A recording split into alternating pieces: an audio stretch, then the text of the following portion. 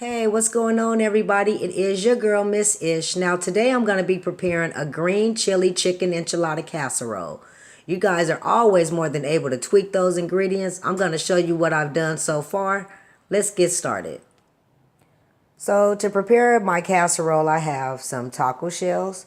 I have some green enchilada sauce, a can of cream of chicken, some taco seasoning, 2 bags of the blended style Mexican cheese.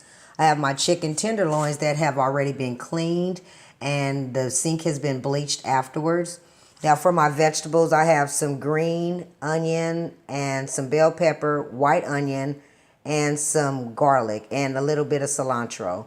So I'm going to go ahead and get my skillet hot and get everything started, and I'll be right back. So if you guys can notice, I already have my skillet hot. I'm going to go ahead with the onion and bell pepper and get everything inside. I'm going to let those just sweat a little bit, and then I'll be right back when it's time to place the meat inside.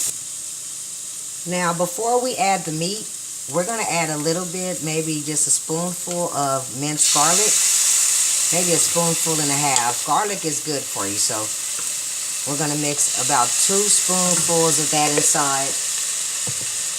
And now I'm just going to get everything simmered together.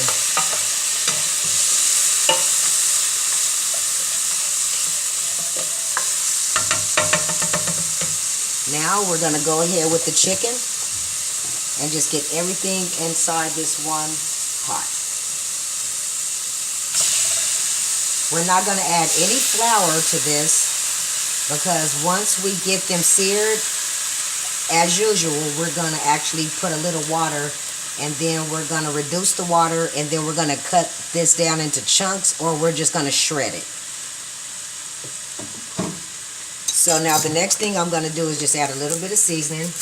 You can add any type of seasoning that you want. You know, I prefer the Malibu all-purpose seasoning. And I'm going to go in with a little bit of black pepper. Now we're just going to let this sit here for about a good 20-30 minutes. And if you can notice that some of the chicken is already starting to cook. So we're going to be back once this is all done, and it's time to add a little bit of liquid. So it's been a little over 30 minutes since I moved the meat to the back of the stove and placed the lid on top. While we're waiting on the meat, I'm going to go ahead and get the shells together. Now the first thing I'm going to do is just take a small skillet. I'm going to add just a little bit of cooking oil, fresh cooking oil.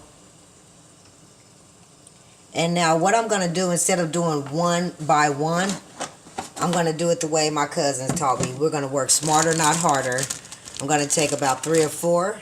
As soon as the grease gets hot, we're going to place them all in there together and flip them.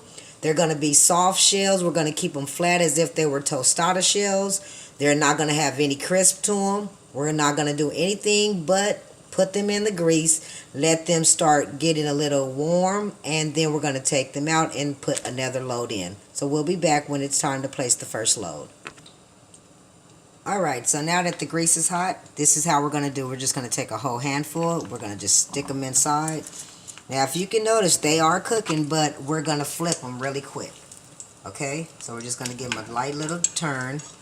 That grease is seeking into each one of the shells.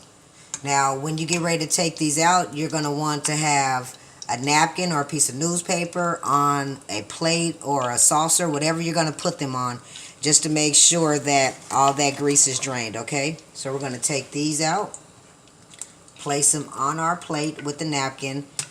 We're going to do about 2 or 3 more sets of this.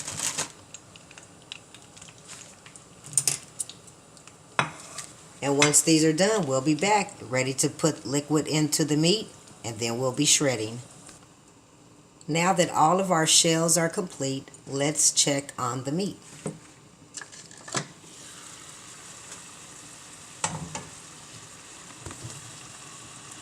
The meat is doing really good. It actually made a little liquid on its own with all of the vegetables that were sweated and a little bit of the oil.